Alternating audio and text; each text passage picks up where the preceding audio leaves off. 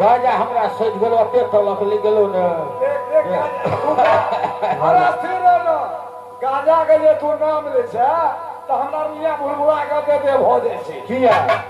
बुढ़ारी में तू बियाह क लेला कुम्हनिया से खच्चर छो अरे उ छौ कत से पैदा कर कुम्हनिया अपना घर में छै घर में छ हां हां देख भाई आइ त हमरा न गाजा गला के छो से न तू भाई बीड़िए बीड़िए गला के गजो हमरो मलहिया जे छै न बड़ खच्चर छै अरे गाजा नहीं छै तोरा पास अरे भाई गाजा आए तो बीड़ी बजा दियो बीड़िए पीबी हां बीड़ी बीड़ी से निशा लगता अरे कली देर पी ले फिर तू अच्छा नहीं मन में तो बैठ बीड़िए पी देख रही तोर कुम्हनिया से फूल में तू बियाह कर ले जवान कुम्हनिया की करबै बियाह जुमान जे नहीं करते तो नहीं बने वाला छले बुआ नहीं तो बने वाला छले लेकिन चंगो मास से बेची के छौ आब की करबही तब हां अरे सबको समझा बुझा कर रखा पड़ते बात ठीक चले तू भाई एकटा दुखो सह कर रहा पड़ते अरे ठीक है ठीक है अच्छा बैठ तू ना सब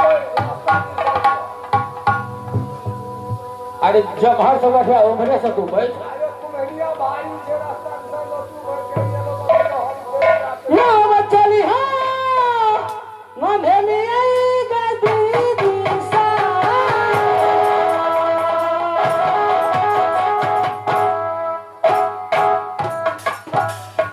आ गई कुमरा के भजन गदी दिशा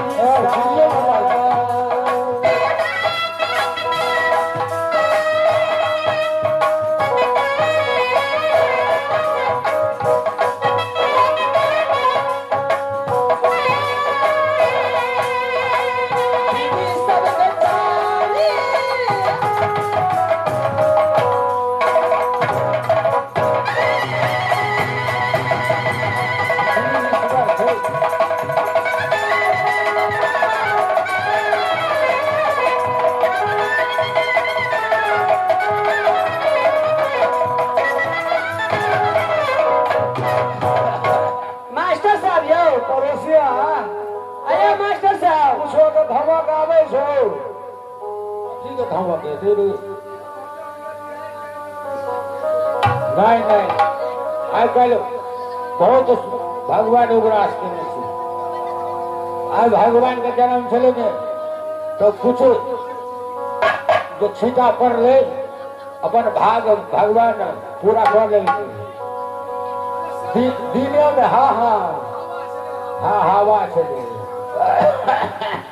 अरे मास्टर साहब अरे सुने हमरा कुमरा के देखलिए केहन गेली कत गाजा पिए छै कोन मुसारी में गाजा पिए छै थान छै अखन तली 70 बोहमा पोता जलमा लेने छै आ केहन गेली पता नहीं छै कत नहीं छै थान नहीं छै आइ नींद के छितरी से छिटका दोइए आ गिरे बुआ पोता है आहो चालिहा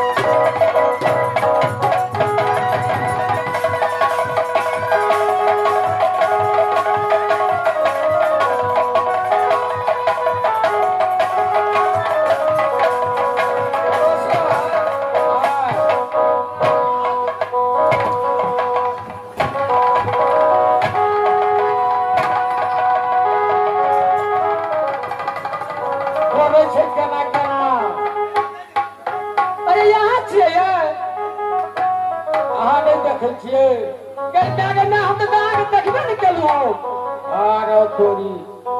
पूर्ण अवस्था में ए मुसारी में गया पिए छलिए की करबै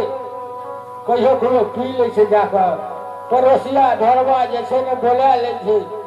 जे तोरा बिना हमरा नहीं नीक लगै छौ अरे बाबा पोता सत्ता सुर घर में जलमा लेने छी आ गांव में घूमने फिरै छी तनिको लाज विचार नहीं से तोरा अगर कोहनिया की करबै चहट बैठ गेल छै गाजा के जब तक गाजा नहीं पिए छी तब तक मोर ने जे टुलकी वाला ओ बोलने जाइ छी देखियो त मावना करे छै केना केना केना कर जो अरे चलू ना हमरा कुमार का बर्तन कर गरे के तो लूर छै लेकिन माइटे करे के लूर नहीं छै कुमार के नहीं है अरे तू मजबूत छी ना हम तो मजबूत छेबे कर छी पाँच लाठी तो हम बर्तन तुरंत तुरंत कह देबै खाली घर है या कोरल नहीं है या मैं कोरल हमरा नहीं हेतौ हमरा बोलते अवस्था के कोरल शेर के थोड़ा सा चुमाव नहीं करती हो अरे चलू ना जाइ छै हाँ हाँ नहीं जबै हाँ हम माइट लाबे जेबै की चलू ना अहाँ संगे जेबै उठलिए देबै क्या जो बर्तन बनेने रही चौरचन के जो बिक गेलै फेट आया बर्तन और बनेबै तो तब ने पैसा हेतै तब नहीं हेतै हाँ हाँ चलो मछली बीत गेले सब कुछ बीते वाला छै हाँ चलो चलो, चलो। चलो लक्ष्य अगले गल छी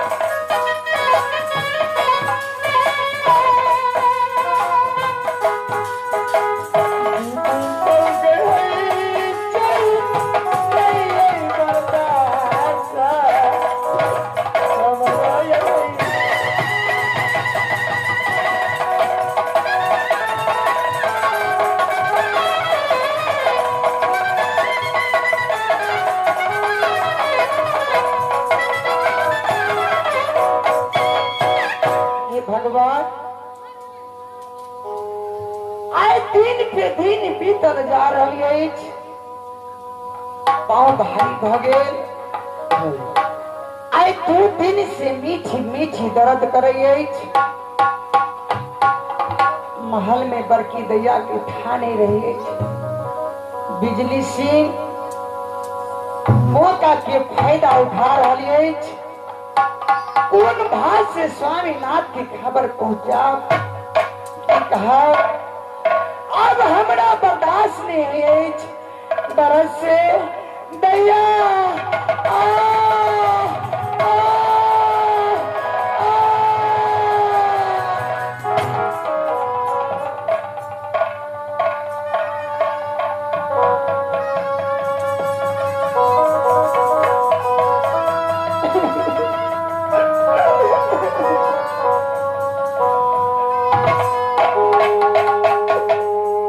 कोटिया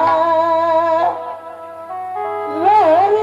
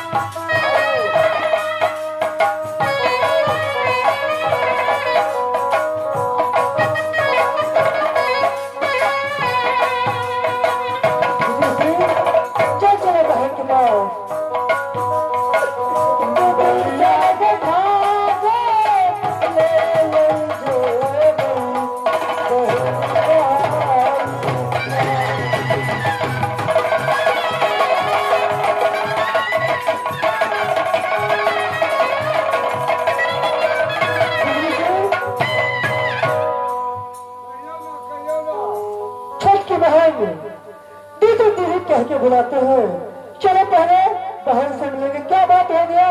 क्या नहीं ये क्यों हाथ में मुस्कान ठाबै छे क्यों बोल? ओकरा जे छै से होनियारी भ गेल धिया पुता के ओकरा पात अछि ओकरा पेट में दर्द होइ छै अरे बाबा कसुआ पहले देखबे तब ने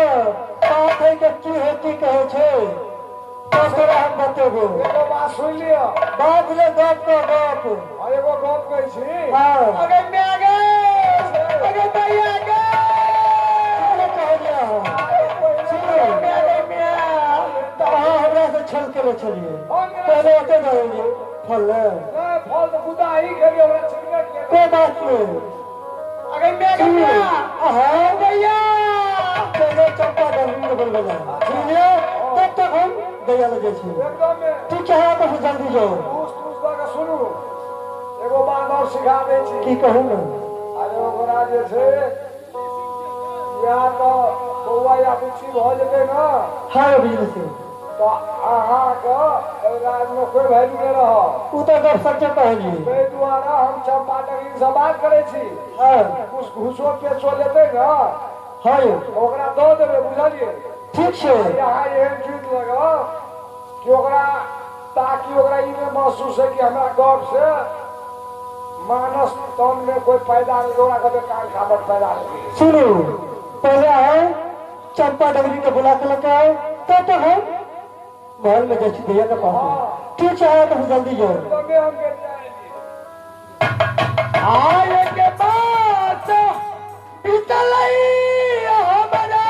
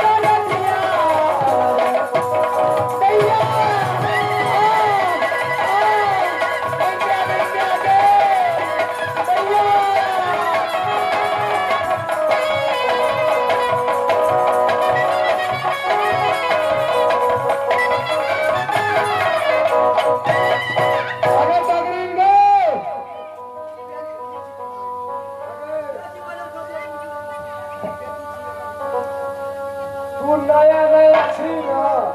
हाँ अधिया झलक आवे छै बुझली ना तबे वर्षा है जन्म भले ते सबिया बना के बाबा अरे सही बात है बाकी की कहै छियै की कहबो अभी हम कहे छो से करबी ना करबे न करे वाला गप सएह न करब हाँ हम जे कहबो सएह अच्छा ठीक से कहू। देखी हमरा दरबार में तू जबी राजा साहब के दरबार में हाँ तू जबी हमरा छोटकी मिल के इनके बउआ या पूछी हेते अच्छा ओकरा तू विधि विधान समझा दिए जे हमरा सुंदरपुर राज में जे कन्या बहुरिया के धिया पुता जन्मा सोच हो जाए ना हाँ। ओकरा मूड़ी कोठी में चूल्ही टांग में अच्छा ठीक से चलू। कभी ना हाँ कहबे चलू। हाँ आ टांग खापर के छै और ओकरा लगाओ अगन में आ गए, अगन में आ गए।